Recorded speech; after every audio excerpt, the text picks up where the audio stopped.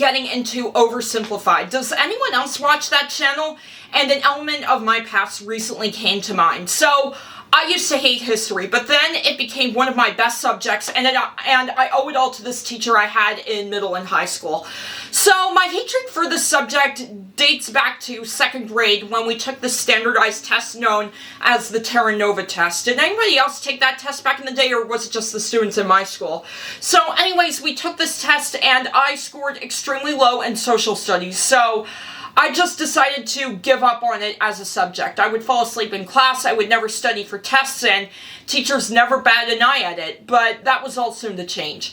When I changed schools during middle school, I got this history teacher, and for some reason, he knew that I had potential to succeed at history.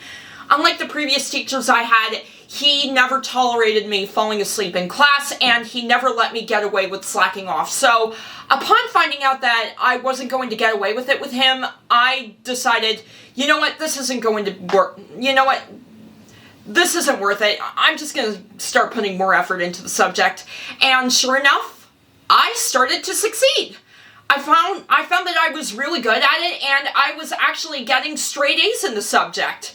And of course, it wasn't long until I really started loving the subject and studying it outside of school.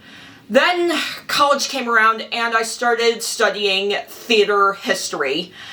That was where I started learning about all forms of theater that existed through the years, and it wasn't long until I wanted to study every single form of theater there was, and maybe even try all of them.